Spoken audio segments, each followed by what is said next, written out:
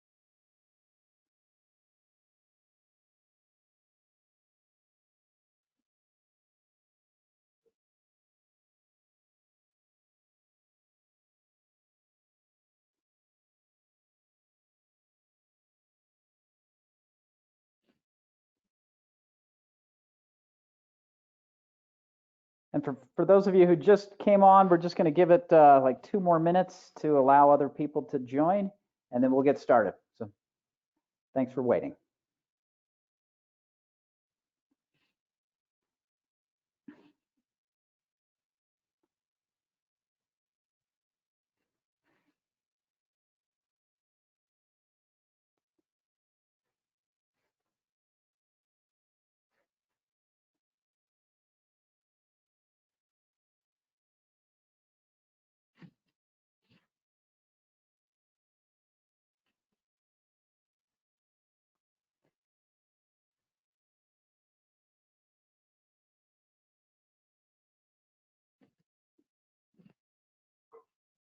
Okay, give it just less than 1 more minute.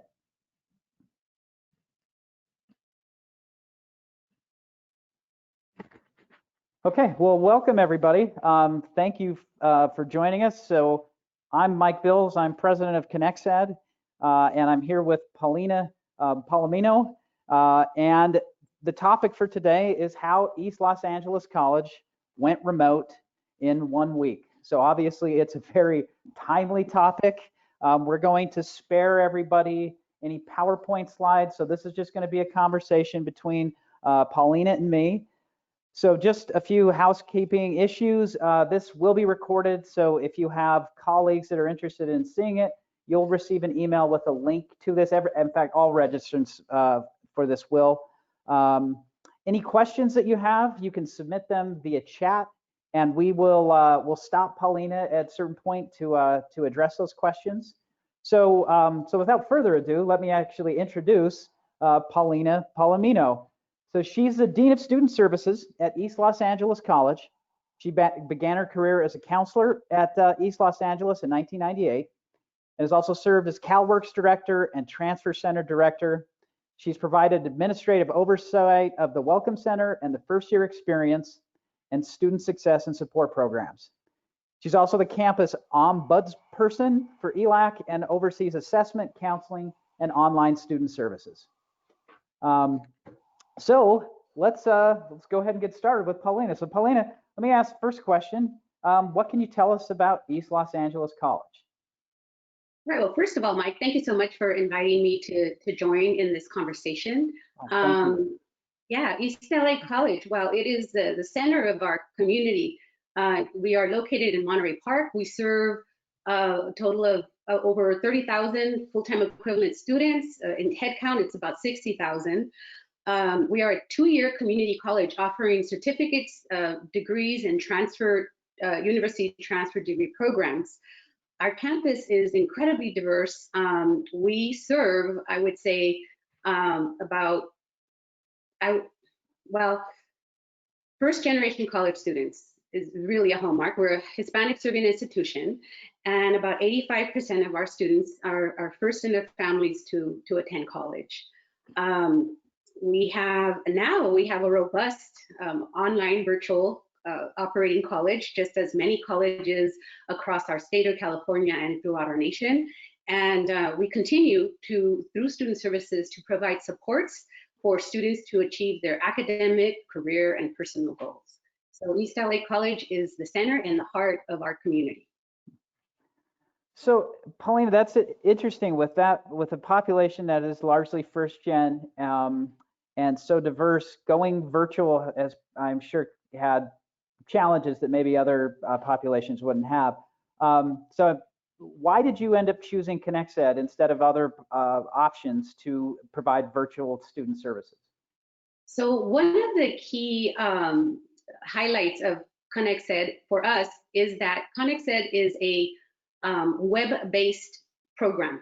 And so in the past, we have chosen maybe applications or certain programs that students have to have the latest technology, the latest telephone, the latest laptop to be able to engage. So with ConexED being a fully web-based program, everyone has access as long as they have some sort of tool. As we are clearly living through this digital divide in our community, we see that many of our students, unfortunately, do not have perhaps a Wi-Fi access, a laptop, or computer, or maybe they have one, but they're sharing it at this time with their entire family in terms of educating their own children at home, multiple employees that need to have access, and students also who need to have access to the one piece of technology for a household. So this has been a challenge, but for ConexED, it's been fantastic because we've been able to connect with our students regardless of the situation in this time. We're doing our best to improve it. And fortunately, the system allows us to connect and actually determine whether we're going to meet with the student virtually or even by telephone. Great. So which departments at East Los Angeles College are using ConexED and also part of the plan for the rollout? Wow. So we initially started with our counseling department back in July. We're fortunate to find ConexED and create that contract in order to launch. What we were looking at was scheduling, a scheduling system that would allow students to go to our website, schedule an appointment specifically for counseling on their own, and then come in person and meet with the counselor. So that was our first approach and using the tools of ConexED back in July. So we launched that in July, and we placed all of the appointments online, and the students started connecting, scheduling their appointments, and showing up in person for appointments. What we learned very quickly, though, is that the ConexED system has a whole other suite of tools that we were able to use.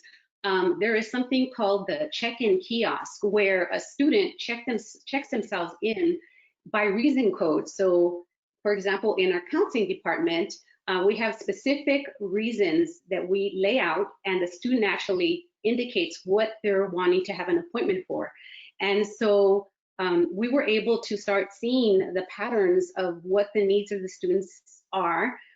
We were able to start seeing the time of the year when some of these requests are being made. We were able to also, through the system, look at the appointments and how much time they were taking and tailor the appointments based on time, scheduling time, based on what the needs were, the reason codes for through the ConexED system. This started back in July, and some of our counselors are very tech savvy. They got in there and started with what is called Cafe. And so those are virtual appointments. And they started using those really for students who couldn't make it to their appointment. Maybe they had car troubles or childcare situation. And so some of our counselors have actually, they had actually started flipping their in-person appointment to a virtual one-on-one appointment. Those tools are very helpful. For the virtual one-on-one, there's document exchange, there's highlighting. Many times in our counseling practice, we use sheets of general education patterns. And when we're in person, we lay those sheets out and we check boxes off based on course completions or course recommendations. And we're able to do this within the virtual Cranium Cafe, it's called, in the ConexED suite, and exchange and sign documents with students for educational planning. The initial rollout was, of course, with counseling, Welcome Center, First Year Center, Transfer Center, wherever pretty much there is a counselor. But as soon as the fall rush was over, that was in early October, we started implementing across our entire division. This is something for me that was unexpected. It was our vice president who really wanted us to launch this online student services. Obviously not at 100% where we're at now, but at a certain percentage of our service and accessibility to students for many of our students who work and are unable to make it to our campus during office hours or operational hours. So we started in-person training. We started arranging online virtual training. We took a team from our assessment center and we had them spend a little more time with the tools so that they could work with their peers across the Student Services division. Now we have the whole entire division almost overnight launched onto ConexED. If you surf through our web pages, Student Services, you will see the ConexED live chat where students can knock on the door or check in, and someone, just as we would in person, would be on the other side responding to questions, guiding the student, handing them off perhaps to a different department, or flipping that live chat into a cafe so that there's a virtual or a telephone engagement with students. So it's been a lot in a short time. Certainly not our expectation, but it's been a wonderful opportunity to grow and develop, even though it's been a bit painful for some of us, but we're there, and most importantly, we have a presence with our students. So Paulina, what started out to provide virtual student services as a equity and access issue, all of a sudden became an existential issue, which is if we're going to continue to be a college that can serve our students, period, we need to be able to virtualize it. So how did your timeline and strategy for rollout change because of the school closure for COVID-19? Well, in essence, it was all hands on deck. We were fortunate enough to have had all of our division have at least a user access, have some form of training. But as we all know, many things on our campuses take priority. And so we kept trying to push along this exercise and training of ConexED tools. And so it took some time. And so we've been either working individually or groups working with each other and launching full-on virtual student service units on our campus. An example of what we were able to do, because everyone's been at different stages of their setting up their virtual offices, is our fiscal office. They needed to connect with students for fees, for reimbursements. Obviously, we're all off campus. The phones are ringing and we're not there. And so within 2 full days, I walked with the lead through the setting up of the ConexED framework, the virtual foundation of the office. We added all of the users to the group, that specific office, set up the live chat card for the web page, and all of the staff members in that unit were working and exercising the tools with each other before they went live. But they were live within a day and a half to 2, I would say. So it is possible if you are under a pressing situation, as we have been, or if you just choose to launch and set a really strict deadline, to put those tools to use immediately. The beauty of it is that for the user, the student, it's quite simple. For the end user. For us as the student services practitioners or educational practitioners, it will take a little bit of footwork and a little bit of practice with each other to make sure that the program or the unit the virtual office is set up in a tailored fashion specifically for your service areas. So when you're in that virtual office and doing the services virtually, what is your experience like as a counselor or other faculty or staff member? Basically, are you doing the same job that you used to do, and can you do it as well? So what I'm hearing from our counseling faculty and our staff is that, yes, we are able to connect with students. It's taking a little bit more time because we're getting better and better and more flexible with these tools and becoming more efficient with them. We're learning, for example, in our financial aid office, they are inundated with live chats, people coming to their window, to their reception area. And so they're learning that we need to, close off at a certain hour. We need to flip some of those live chats right into cafes, virtual appointments or phone appointments so that we can become more efficient. There are many ways that we're learning to use the tools to maximize the service to students. And in essence, we're creating protocols and service deliveries that are in a virtual manner for ourselves within our own programs and services. But the bottom line is we're still providing the services that students would receive in person. Now, to be incredibly honest with you, I have used the ConexED reports tool where I can run reports on how many live chats, how many counseling appointments, how many student contacts there have been in any given unit.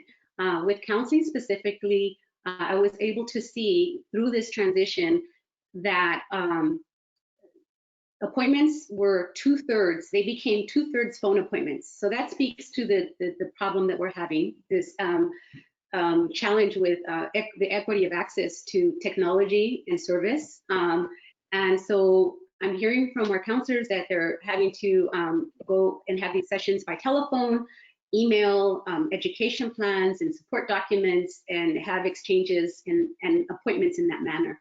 So is it exactly the same? Not 100%, because not everyone has the tools, the knowledge, the accessibility, and we're all still learning how to fluidly use the tools. But we're coming together little by little, and I'm hoping that, at least in the state of California, that we could maybe have online access for all eventually. Obviously, our district and many districts across our nation are handing out laptops to their students and their communities based on the need.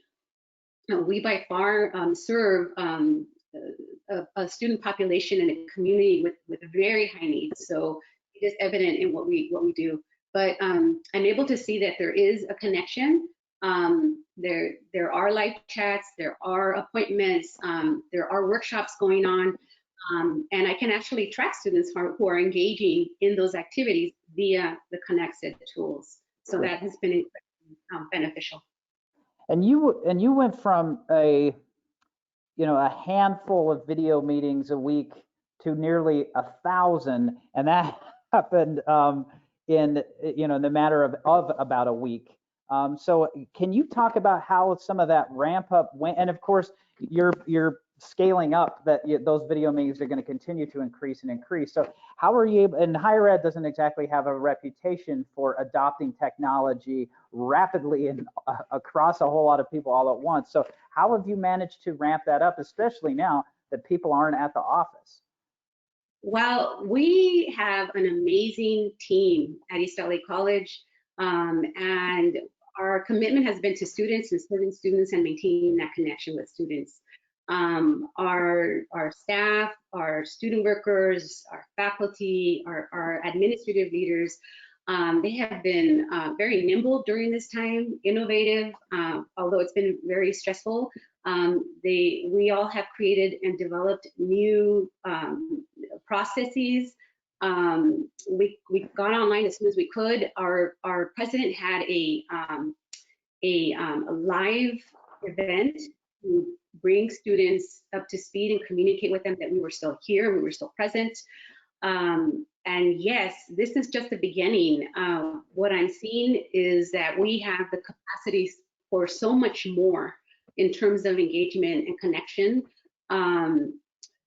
Once again, an example of counseling, we have about approximately 550 appointments that we can actually offer to students each week. And in person, they're booked within the first half hour that they open. For the week prior, they're booked. And so what we're seeing right now is that we're at about 350 to 375 student contacts in terms of appointments weekly, which shows you that we're still maintaining some engagement. And so that's why I say we have a capacity for so much more. Now, all of our services and programs are using these tools at different capacities and forms, but we will continue to have those sessions. The beauty of having those workshops or those virtual meetings is that through the system tracks who we met and how we delivered the service. And so we can literally pull data and have reports on all of the services and then follow it with from the student perspective also. So yes, we have worked really hard to maintain contact by telephone, by ConexED telephone appointments, regular telephone, in reach I call it, or just having a visible presence online and hoping to connect with all of our students, even though I have a sense that we're still not at that full capacity that we would like to have in terms of having made sure that all of our students are fully online and having access. So Paulina, what advice do you have for other schools who need to quickly implement solutions for virtual student services and or other types of virtual meetings? Let's see. So looking backwards from the time that we started and then Mega launched, I would recommend that each area designate 1 or 2 individuals that are going to take on the lead of learning the tools and setting up the virtual framework for that specific office. So if you have a whole division of 10 different units, you would have at least 10 point people who would assist the users in their area to have access, assist the users to set up their calendar, because that'll be key in the ConexED tools, assist the students, the users in setting up their virtual ConexED cards,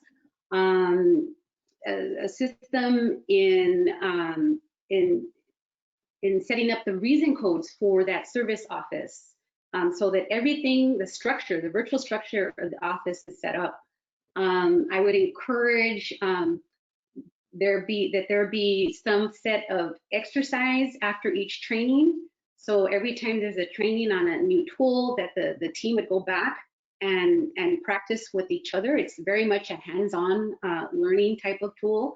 And whether it's in-person training or virtual training, that there would be some time there to practice with each other and set the office up in a way that makes that's meaningful to them for that specific area.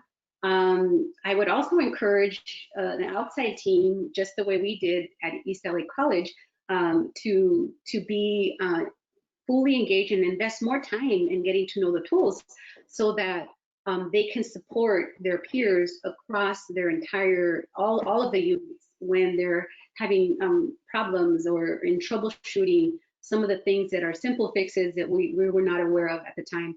So I would definitely encourage that level of engagement and use and implementation for services. So it's new for all of us, but we have been very flexible in trying to pull it all together, just as our ConexED partners have been in supporting us and making it all work. I know that ConexED we never expected to be 100% of online and student services. And I know that ConexED didn't expect to be supporting us in this fashion.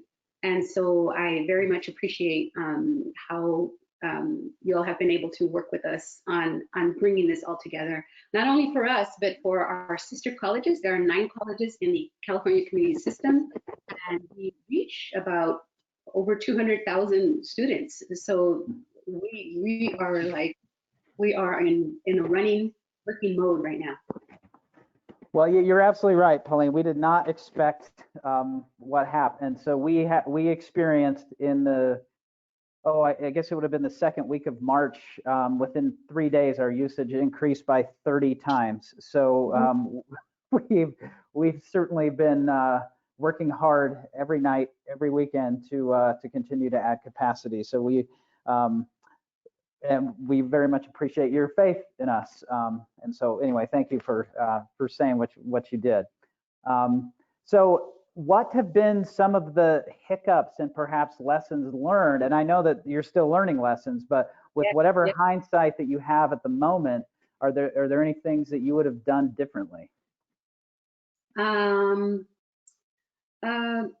Probably I would have set more deadlines for implementation, stricter deadlines for implementation across our entire division. I would have appreciated, doing that.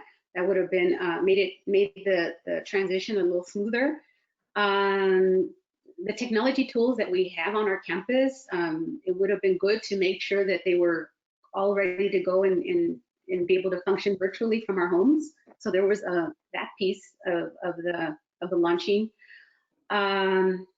The pressing issue of the fact that our student population does not have the technology or the access, perhaps grant writing,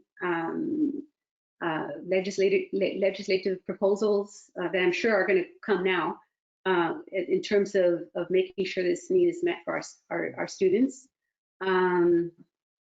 Let's see, and really having more and more training. There's nothing can replace the training, but the use with the training, not just training, because oftentimes we train, and then if we don't use and exercise what we're learning, we kind of forget. And so I think that was a big factor. Of course, the situation that has caused us, launched us to become fully virtual, has taught us to actually use the tools and learn their tools in and out. And I can see how in the future we can hopefully tailor. That's another thing. I appreciate the tailoring that your team has allowed for us to manage. Tailor the system a bit so that we can actually follow the student through their life cycle of their time with us, not only in contacts through these different kinds of activities of our virtual college, but in terms of unit completion and knowing what else that we need to put into place to support and serve them. We're presently working, our college division has been working on case management, a plan based on the student life cycle, the framework of completion, and a team of leaders on our campus are planning all of those details so that we can merge it with the ConexED, the notes section that we have within the system. And we're hoping that with our creative and innovative spirit and goals, educational goals, the team can actually work with ConexED to develop something that will really assist us in supporting our students and not losing them in the pipeline of their educational goals. So Paulina, you're probably still getting your hands around all of the data that's available through the ConexED platform. So based on what you're aware of, do you know what you're going to do with that and what outcomes you're going to track, and if you're going to be able to merge that with your student information system, which is PeopleSoft, right? Yes, Yeah. yes, we do have PeopleSoft. Yes, in fact, so some of the outcomes at the micro level would be coordinating and planning for specific appointments and meetings, and making sure that we have the time and the staffing available to serve the needs of students. For example, a student who comes in to complete a graduation petition that brings transcripts from another college, I'm able to see through the data that it takes oftentimes an hour to an hour and a half to actually have a full, complete, comprehensive appointment for that student. And so some of the reason codes, the needs of the students, we can tailor back to the scheduling of the appointments, and then put in the appropriate staffing based on the needs and the times of the years that are linked to deadlines. And so we can certainly at the macro level look at all of use the reports to look at all of the data and determine where the completion points are, and assist. This would assist us in writing our reports, our annual reviews, proposing for more staff and more support. And across our district now, we're actually implementing uniform. We're about to implement uniform pre and post survey questions so that we make sure that our students received the supports and the service that they were looking for, and after the appointment is complete. And so it's just we can use the tools in many different manners, and it'll be interesting to see how it all pans out. It's just up to our creativity and innovation to make it happen. Well, there's some data in there that perhaps can help maybe redress some of those equity issues, because you'll be able to track outcomes based on who was able to connect face-to-face, who was only able to connect via telephone, and of course, who was not able to connect, period. Yes, and that's what concerns me the most. I think I mentioned earlier that I was quickly able to see that 2/3 of our appointments are phone, and they're not virtual, even though we as an institution have the tools to offer that level of support. So I'm hoping that changes in the future. Yeah. Well, before I'm going to ask one more question, and then if anybody has any other questions, if you could just put those into the chat. So the question is how are you able to stay in touch with your staff as they're all working from home and coordinate? Well, just as many others, I'm sure we're using multiple platforms to do that. Our college, for example, uses Canvas for instruction. Some of our units use Zoom for meetings.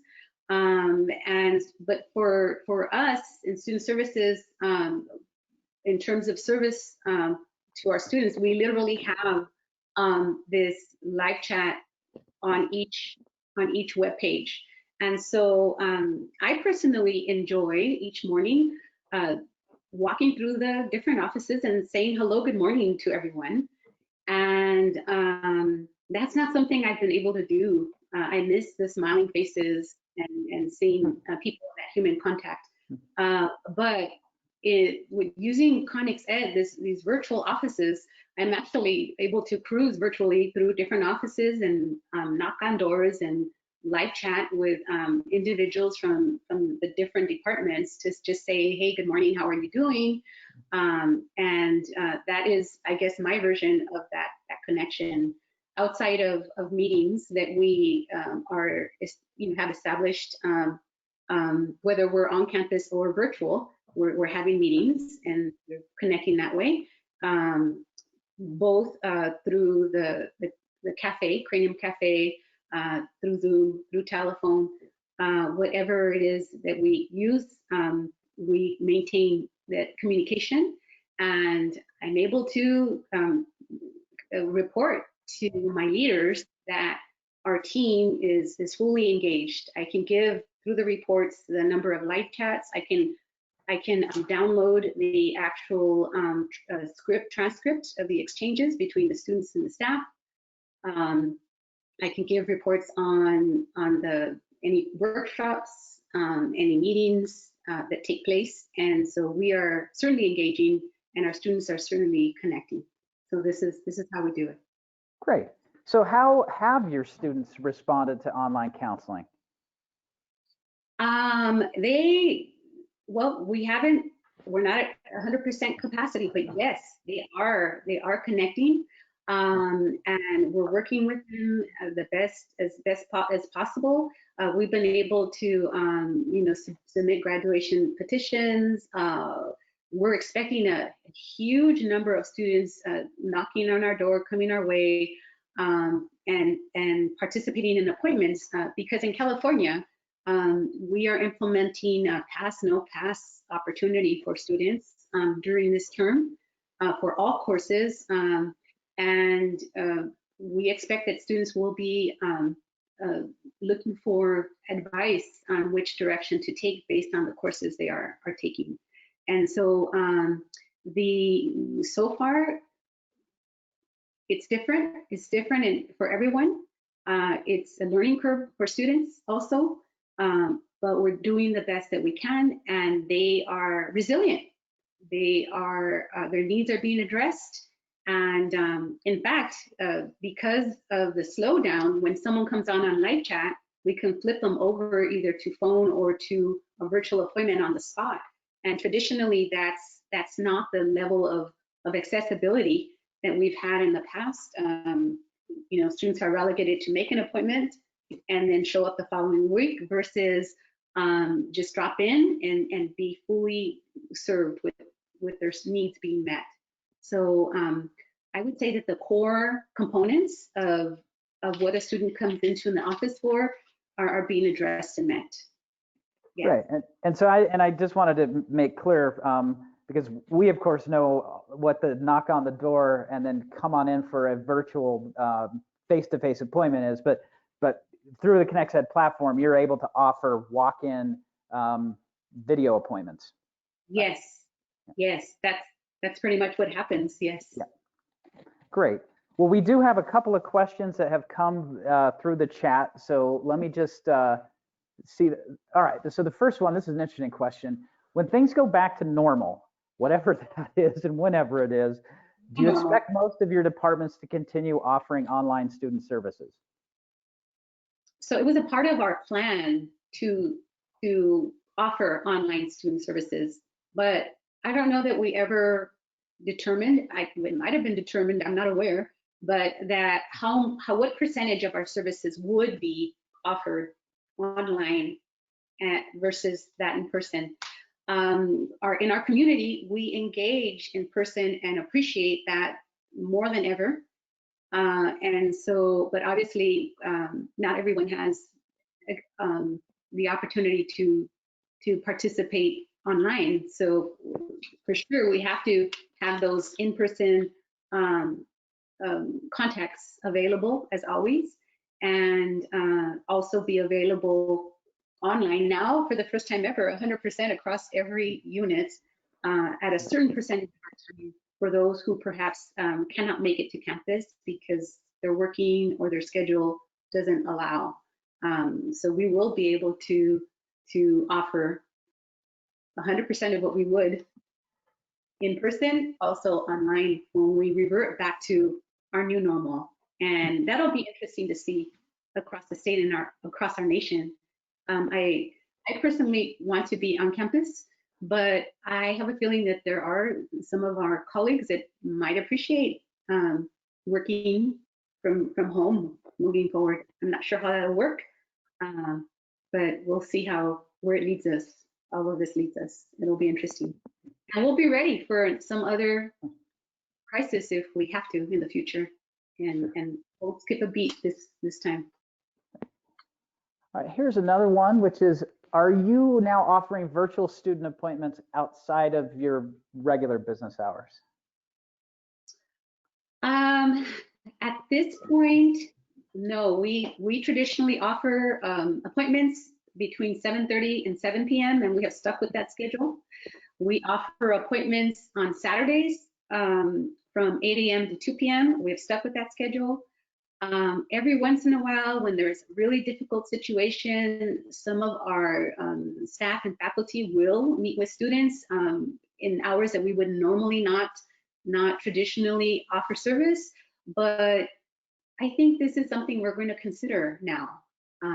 You know, why not put some time in on a Sunday when our students and our community actually have the availability to engage and connect? That would be probably the only day left for East LA College to connect and be what a 7-day a week college. But in terms of services, student services, but or at least maybe possibly you know, at a specific date once a month or something, just for accessibility. But it's certainly something that we're open to. Great. We have an on-demand society now. Everything's on demand. And so we have to evolve and shift to meet the needs of our new age. Great. All right, and I have just one last question, which is, have you seen any impacts yet on retention and enrollment? Absolutely, absolutely. At East LA College, we compared some data last week as to the number of students who have dropped from the year prior. And yes, we had a good number of students dropped. 50% of what was the year prior dropped.